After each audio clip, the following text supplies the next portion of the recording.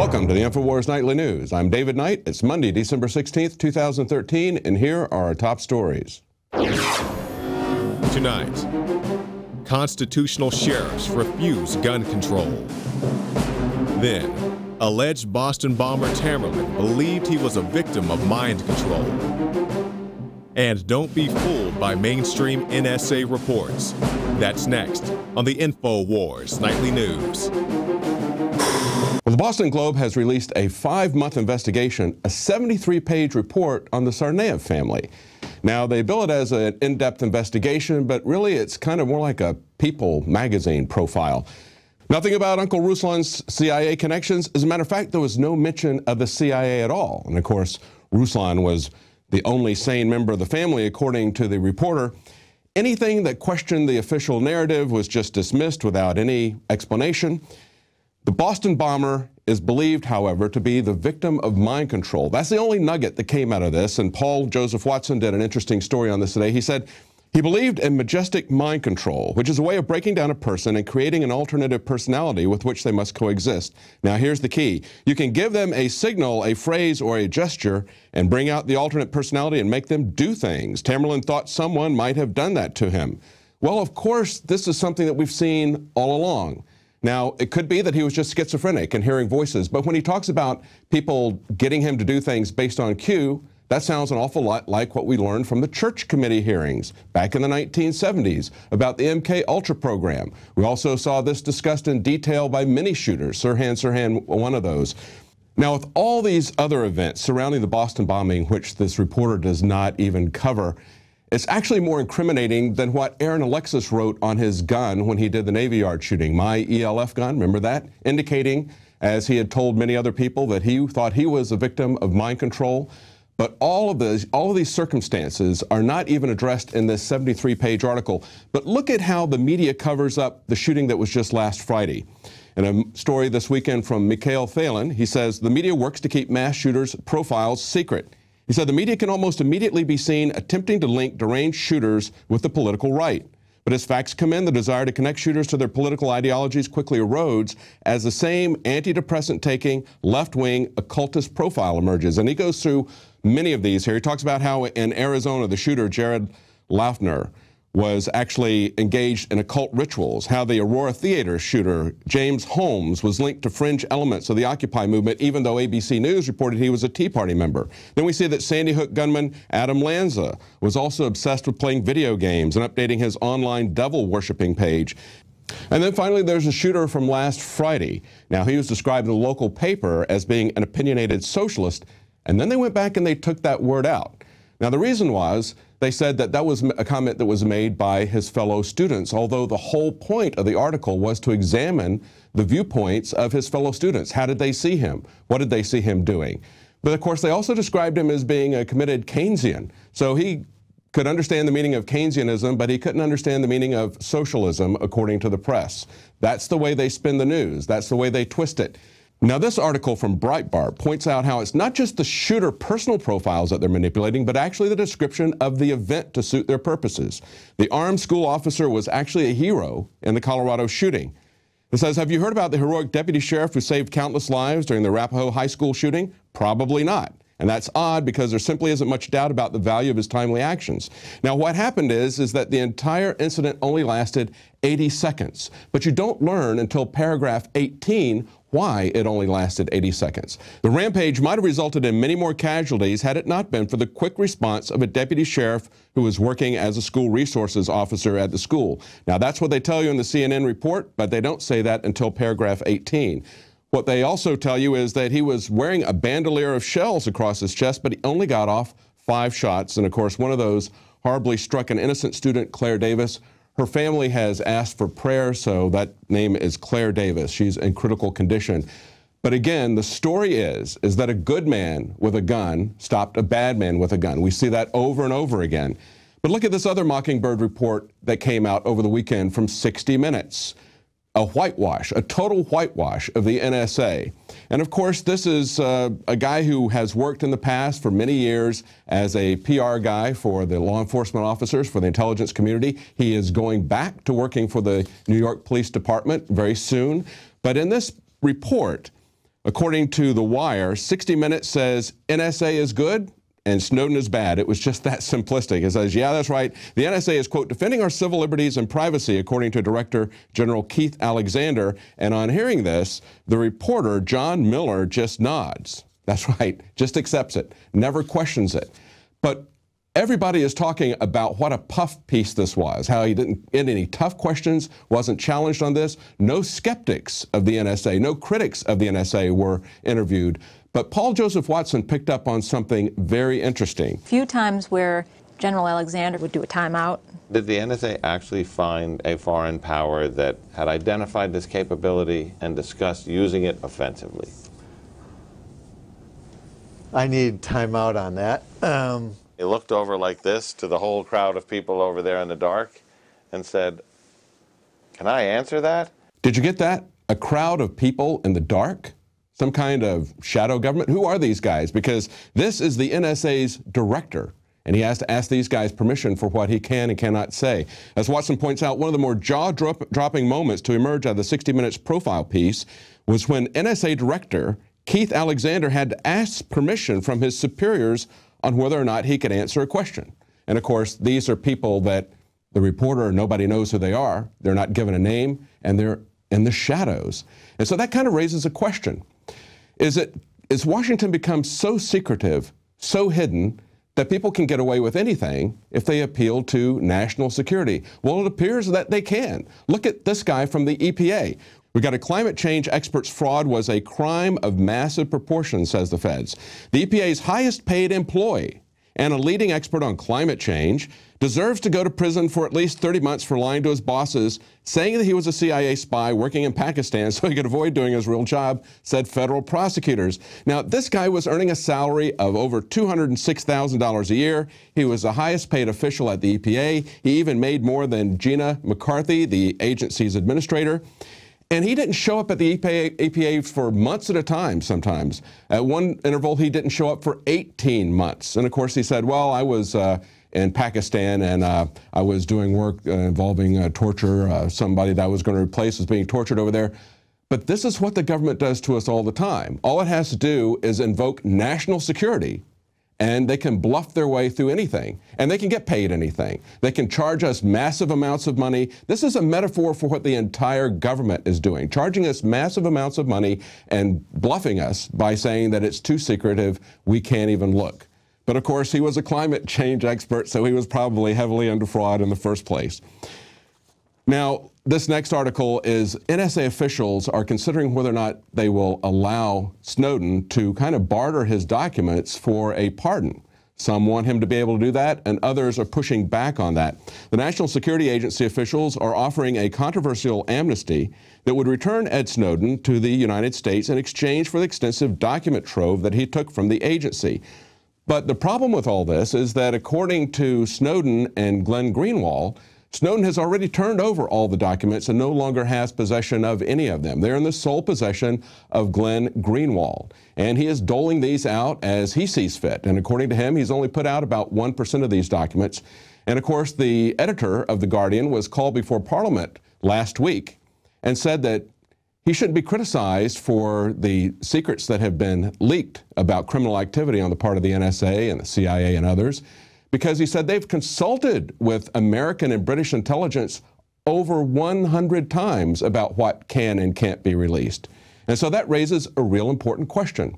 Are the documents being managed in a way to do what some would call a limited hangout, kind of a information term of a false flag? There's a big question about that, and Sibel Edmonds wrote an article about that and got into a war on Twitter with Glenn Greenwald at the end of last week. I did a report on that. You can see that report on the Alex Jones channel on YouTube. I will have Sibel Edmonds on tomorrow, and we're going to talk about this in depth. What is going on with the documents? Are they being put out slowly to cover up for financial institutions in particular, particularly PayPal? The man who owns PayPal is the one who's giving $250 million to Glenn Greenwald and Jeremy Scahill to start a new quote-unquote alternative media organization. So the question is, what are we being told, and what are the motivations of the people who are releasing this information?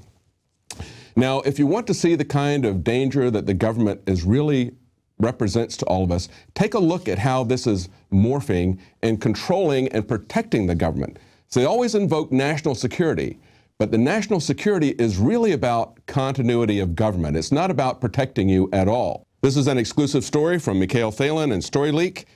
It is in Washington state where representatives are being asked to pass legislation concerning the government's ability to implement continuity of government.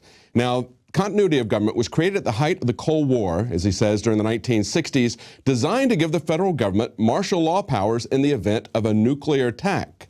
But now they're looking for any excuse to invoke martial law. Look at what they're asking in Washington state. They're saying, change only enemy attack to any emergency disaster attack. They also want to give them a longer period of time. Initially, according to the now existing Washington state law, they would only have 30 days after a disaster, but now they want to amend that so that it would be as soon as practical.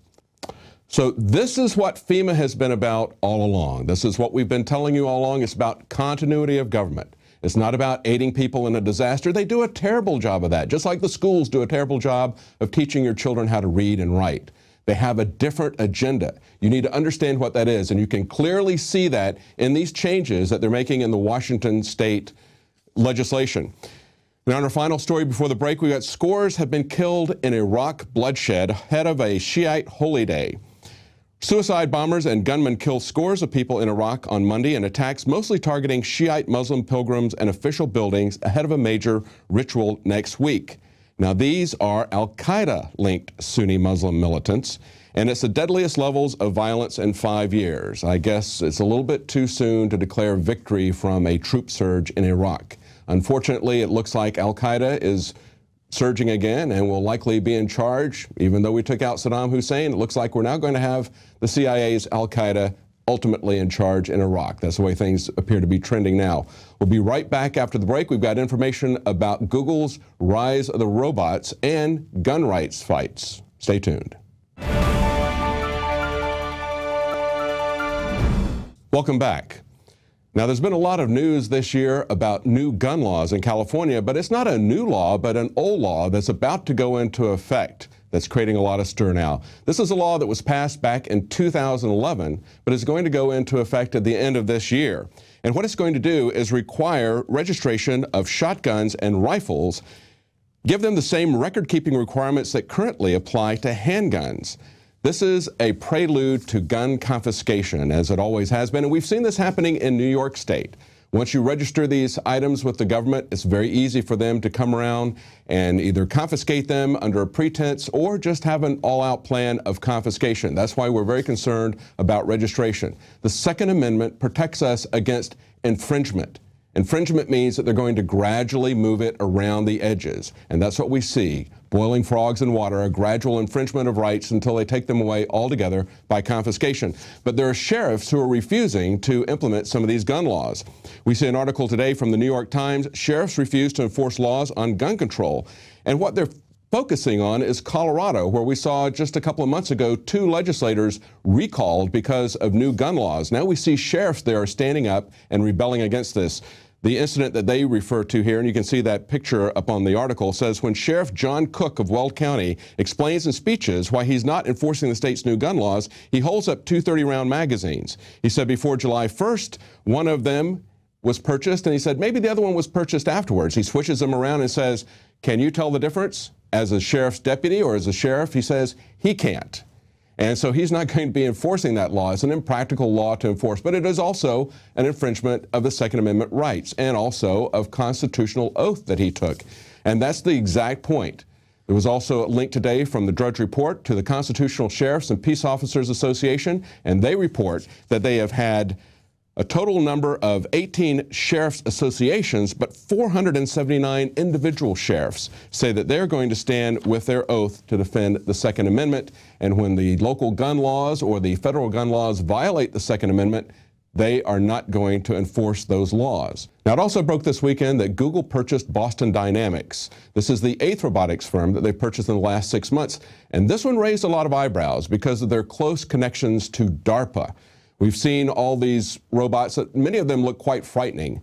Running robots, climbing robots, pack animal robots, militarized robots. And when you look at the other robotics firms that Google has purchased, this is what you see. First, you see some that are manufacturing robotics firms, some that are focusing on vision and cinematography or specialized Omni wheels, but then you see things that are a little bit more serious.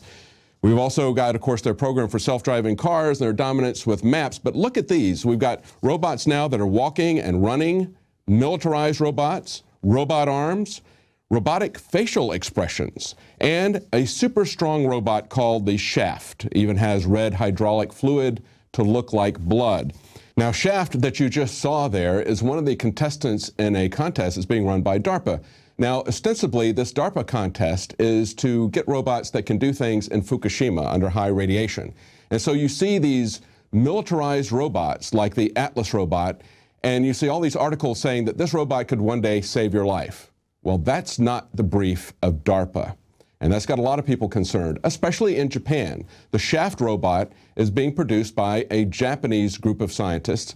And according to Japanese law, you cannot have the government funding this kind of militarized research. So these scientists had to divorce themselves from any university research funds and from any Japanese government contracts. And they did that in order to participate in this contest. So the Japanese don't believe for a minute that these robots are being produced to save your life after a Fukushima radiation disaster. And you shouldn't believe it either. When Ray Kurzweil, who joined Google about a year ago and became chief engineer there, when Ray Kurzweil saw the Atlas robot that's also a part of this project, and everybody was commenting about how it could be used for military purposes, his comment was, all it needs now is a brain. And that's exactly what we're concerned about. That's what we're concerned about, the rise of killer robots. And you know, it's not going to just be replacing truck drivers and factory workers. These robots are going to be replacing policemen. They're going to be replacing people like these 479 constitutional sheriffs who will obey the Constitution. And there are no ethical laws on these robots. That's what everyone is concerned about. That's what Noel Sharkey and others are concerned about in their campaign to stop killer robots. It's what you should be concerned about as well. And remember that it was about May of this year that Eric Schmidt, who is the chairman of Google, said this. He says it's probable that robotics will become a significant component of nation-state warfare. I would prefer to not spread and democratize the ability to fight war to every single human being. That's right. He would like for a few humans to control an army of robots. Well, that's it for the news tonight. Stay tuned. Right after the break, Jakari Jackson is going to be interviewing John B. Wells, and they're going to be talking about what we were talking about a little bit earlier, media censorship. Stay tuned. And welcome back. Our guest tonight is top radio broadcaster and host of Coast to Coast AM, John B. Wells. He joins us in studio to talk about censorship in the media. Mr. Wells, it is indeed an honor to be sitting here with you, a great radio legend, somebody I aspire to be like one day. It's kind of you to say that, and feelings mutual. Good to be here. Thank you. All right, so you were on the Alex Jones radio show, and we heard the many topics that you wanted to talk about on that show, but I want to talk to you specifically about media censorship. We saw the situation when you were in Dallas, which you were with the Infowars crew. So tell us just briefly about that experience. I can tell you about that one. In fact, well, for many years, one of my clients was AHBLO Corporation, which at that time owned Channel 8 Television, the Dallas Morning News right across the parking garage, and an AM and an FM upstairs. And then they began to spin off those properties. Their radio division went away first, and that left them with the TV station, the newspaper. And so that would be November 23rd, the Saturday right after the Friday 22nd Kennedy Memoriam. I just had to read the article in its entirety and point out how completely fraudulent it was, because the two staff writers had written it. And look, with sensitivity toward other human beings, I'm okay with all of that. But the fact is that the product that they produced was a complete misrepresentation of what actually happened. And I pointed out to the audience on Coast to Coast AM that I was there. And I know that there was nobody yelling profanity. Not at the Little Belo Park, not along the march. No one was obstructing traffic. And that when the Dallas police, to their credit, opened those barricades and said they can come in, and they started moving in. That's when the DHS with the Dallas Sheriff's Department, with the federalized Dallas Sheriff's deputies came in and started pushing people around. And I had left with a couple of fellas just a minute and a half before that happened, because it was like Ty said, "Hey, look, let's go. We've seen it. We saw Alex. Let's go ahead and go. I'm hungry." And his brother's like this really, I call him Big Bear. He's that big. He said, "Yeah, I'm hungry too. Let's go." And we're looking at each other like, "Really? We're going to leave?" It's like, "Yeah, we're done. The presentation's over. We'll go." So in the end, final analysis, I would say that's probably a good thing, because it upsets me to see women and getting pushed around and guys getting pushed around and children being jeopardized, particularly this one little girl who was on her dad's shoulders, and he's getting pushed, and she almost fell and could have busted her head open on the sidewalk. And then what? who would be held responsible? It would have been their fault for being there. Well, I got a feeling that what would have happened is much like what happened in that old movie V for Vendetta, when the child was shot by this police officer, and that's when the citizenry turned on the police department. And if that had happened, then it might have been 1776 all over again, because I got a feeling if that child had been injured, I have a feeling that those men would have gone against the police officers, irrespective of whether or not they had their sidearms with them. You bring up an interesting point there, and we'll get back to this media censorship, but you bring up this aspect of V for Vendetta, and that's something that's very popular. The Guy Fawkes persona is very popular with many young activists today. What is your thought about the whole, I guess you call it the anonymous movement, that type of activism? To give you a cogent answer, I would just have to say that mostly it's the Alice in Wonderland thing, that nothing is but what is not. But if we are to take at face value the anonymous movement, take it at face value, I'm for it. And I'll tell you why. I mean, I want Edward Snowden to be the real thing. I don't want him to be a plant or some kind of an instrument being used to condition us toward one attitude or another. I want him to be real. Much the same way that people wanted Barack Obama to be real. They wanted this. So irrespective of whether he was or not, they still wanted it. Mm-hmm. And they want it even today. And they're willing to overlook what he does, which is, you know, many times in flagrant violation of the Constitution of the U.S., doing these things, bypassing the legislature and just doing things by executive order. They're frankly signing NDAA at midnight. Well, yeah, and he's a Democrat, and yet Lindsey Graham and John McCain were right on board with that thing, declaring the United States, the 48 contiguous states, and then our two additional states, you know, that are not contiguous with the other 48, the non-contiguous states, sorry, the battlefield. I mean, give me a break. What are they trying to tell us? So I agree with the anonymous movement. Now, do I like our national security compromised? I think our national security is already compromised. I think our national security has been compromised from the beginning. I'm beginning to think that in this day and age, and if somebody can show me that I'm wrong, then the moment that I'm shown to be wrong, I change my position. I analyze, I change my position, go, all right, well, if that's the case and I'm wrong, well, let me see how I can get straightened out here. But it's a charade. It's a mime. It's the Soviet intelligence services. Are you concerned at all that maybe these groups may be infiltrated? See, well, just to finish up on that other thought, the Soviet services and the NATO services, these guys know each other. They work with each other. Somebody spilled the beans on one of the History Channel programs that the Russians helped us get the titanium we needed to build the SR-71 Blackbird spy plane.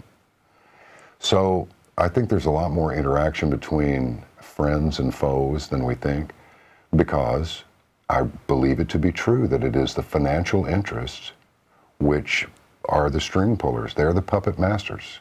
They're the ones who run it. And all this other stuff is the distraction that we in the public and as the citizenry have to deal with, which is why we have so much trouble sorting it all out. It makes no sense. If we're given a paradigm that this is the enemy, and you know who they are, you know what they look like, you know the uniform that they're wearing, okay, go get them. They're our enemy. But my dad said, when I asked him, since your father, my grandfather, predicted the war with Japan 10 years before it happened, what do you predict? And he said, well, that's the thing about the next one. You won't know who you're fighting. And my dad's words were very prophetic, because who are we fighting? That's right. Who are we fighting? Now, Mr. Wells, we have to take a quick break. Now, that's all the time we have for this night, but I'm going to try to twist John's arm and see if he can do a few more minutes, and we'll play this special extended edition over the holiday season, so watch out for that. Well, that's it for this edition of the Infowars Nightly News. I'm Jakari Jackson. Very special thanks to John B. Wells, who will be joining us for a special extended report, extended interview later on this month, so watch out for that. And this is the end of the Infowars Nightly News. Good night.